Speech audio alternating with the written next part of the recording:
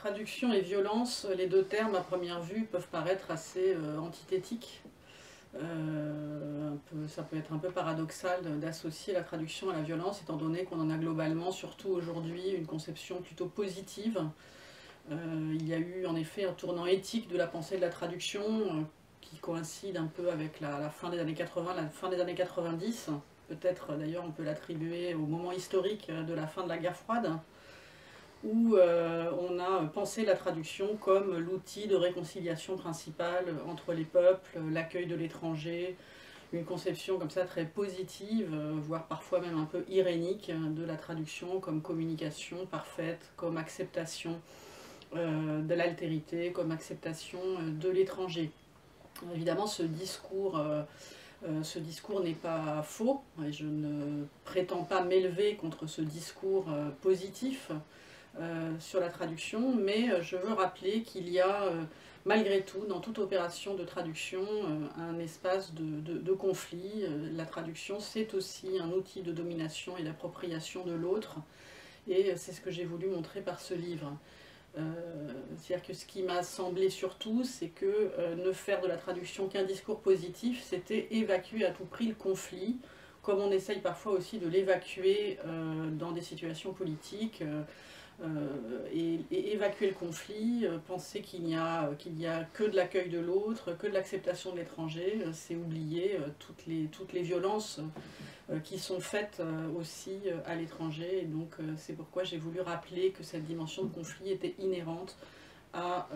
la communication interculturelle ou interlinguistique, parfois même intralinguistique, qui était l'opération de traduire. Alors quels sont les lieux où s'exerce particulièrement cette violence, ou quelles sont ces violences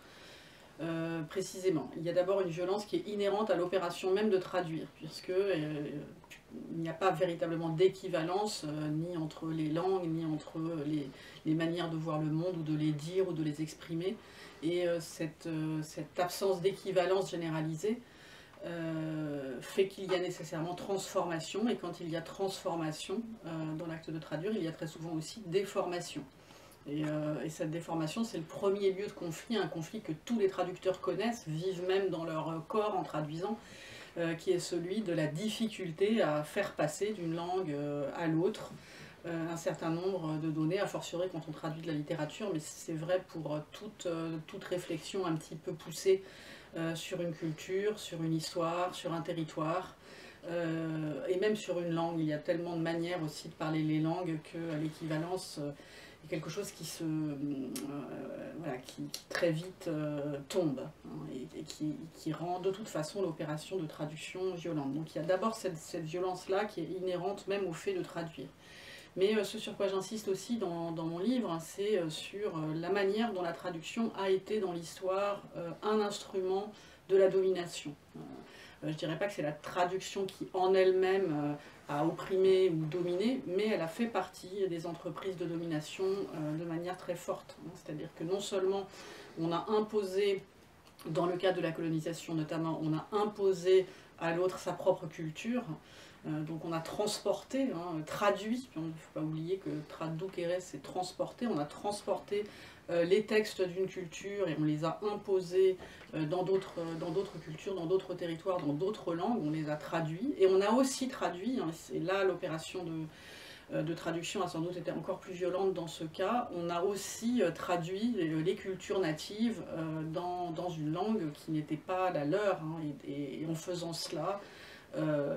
ça a pu passer par la traduction au sens strict, mais aussi par certaines formes de traduction, de réalité sociale, ethnographique. Eh bien, on a fait contribuer la traduction à la domination. On le voit très bien à des figures qui ont été centrales dans ces opérations de colonisation. Je donne l'exemple qui est très connu de la Malinge, qui a été à la fois la maîtresse de Cortés, qui lui a donné un fils, mais qui a été aussi un instrument très fort utilisé par lui pour traduire à la fois à l'intérieur de plusieurs langues maya. Elle avait été déjà enlevée dans son propre pays, donc elle connaissait plusieurs langues, elle connaissait l'aztèque, elle connaissait plusieurs langues mayas, et donc elle a été utilisée pour traduire entre ces langues et pour traduire de ces langues à l'espagnol, donc elle a été un instrument important de l'opération coloniale, et dans beaucoup de contextes de guerre ou d'oppression, ces traducteurs jouent un rôle majeur. Et donc j'ai voulu rappeler ce rôle qui fait que dans certaines langues, c'est notamment le cas en chinois, mais c'est le cas aussi dans d'autres langues, dans certaines langues, le mot traducteur et le mot collaborateur sont le même mot. Et donc il y a comme ça une violence aussi du rôle qu'on fait jouer aux traducteurs, parfois malgré eux, hein, puisque la Malinge, ça a à la fois été vu pendant très longtemps dans l'histoire du Mexique comme une figure de traîtresse, mais elle est vue aussi comme une figure de la victime absolue, c'est-à-dire doublement victime, puisque obligée à jouer un rôle de traîtresse, alors qu'elle avait été forcée à le faire. Donc aujourd'hui, il y a eu une réhabilitation de cette figure, justement parce que ce rôle lui avait été imposé et que d'une certaine manière, elle incarne une figure du destin tragique des Indiens. Donc voilà, il y a toute cette violence-là auquel la traduction a participé. Et il me semblait important de le rappeler, non pas simplement, comme je le disais tout à l'heure, pour renverser un discours qui serait proprement positif sur la traduction, mais pour rappeler que traduire l'autre, c'est pas toujours le respecter. Ça peut se faire à des fins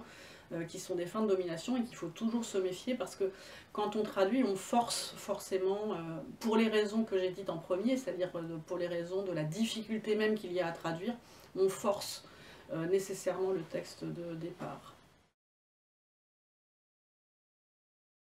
Donc, pour le dire autrement, la thèse que je défends dans ce livre, c'est ce que j'appelle la traduction agonique, c'est-à-dire penser la traduction en n'excluant pas sa dimension de conflit, afin de réfléchir évidemment aux violences qu'elle a pu commettre, mais aussi aux inégalités qui subsistent et qui sont dans le langage très semblables à celles qu'elles sont dans le monde et dans les sociétés. Réfléchir aux inégalités des représentations, aux inégalités entre les langues. Je suis assez sensible aux théories postcoloniales concernant la traduction, qui montrent que tout est une affaire de représentation, et qu'on a la possibilité peut-être avec la traduction de changer ces représentations, de visibiliser des choses qui ont été invisibilisées. Et comme la traduction a longtemps été une pratique minorisée, minorée, subalterne, je pense qu'elle est à même peut-être de réparer ce qu'elle a pu contribuer à séparer, de réparer notamment les blessures du monde avec le langage. Alors précisément, là, on est encore dans un cas où on pense faussement l'équivalence, où on pense le monde de manière faussement équivalente. Parce que si le Covid a bien touché le monde entier, encore à des degrés et à des temporalités diverses, il n'a absolument pas été une expérience équivalente, c'est-à-dire que tout le monde ne l'a pas vécu de la même manière, et la maladie, le confinement n'ont fait, on le sait même chez nous, qu'accentuer les inégalités. Donc si ma pensée de la traduction a quelque chose à dire à cela, c'est non pas pour essayer de penser le commun ou l'équivalence entre les expériences, mais bien plutôt leur différence. Et d'ailleurs dans cette histoire, c'est moins le commun qui compte que l'expérience. Et je crois que ce qui s'est produit et qui là mérite d'être pensé, c'est le fait que nous avons eu le sentiment de faire une expérience, alors que nous pouvions justement par les techniques, c'est quelque chose que Benjamin a dit il y a plus d'un siècle, pouvait nous faire penser que nous avions perdu ce rapport à l'expérience. Et retrouver un rapport à l'expérience, c'est retrouver un rapport direct au monde. Et il me semble que cela, ça n'est pas simplement... enfin, tous les intellectuels, tous les écrivains, tous les artistes doivent essayer de le penser, ce rapport-là à l'expérience. Mais ce rapport-là à l'expérience, il doit s'exprimer par une parole qui soit à chaque fois singulière, puisque c'est seule la parole singulière qui peut dire la force de cette expérience. Alors, il y a eu quelque chose qui a été très frappant pendant cette période, je crois qu'il a été partagé par beaucoup, qui est que tout le monde disait qu'on entendait plus les oiseaux. Bon. C'est sans doute pas tout à fait vrai, c'est qu'on les écoute mieux, on les a mieux écoutés. Comme si précisément le fait d'entendre mieux les oiseaux, c'était de retrouver un rapport plus direct au monde qui nous entourait. Et c'est là que la traduction peut peut-être intervenir et dire quelque chose, c'est que la traduction, c'est bien une écoute. Et c'est une surécoute en quelque sorte d'un texte, d'un langage. La traduction, quand elle est faite avec cette attention précisément aux différences que pratiquent les traductrices et les traducteurs, dans cette attention, et bien dans cette écoute, elle peut être attentive justement aux différences, aux mouvements du monde, et tenter de les exprimer au plus juste.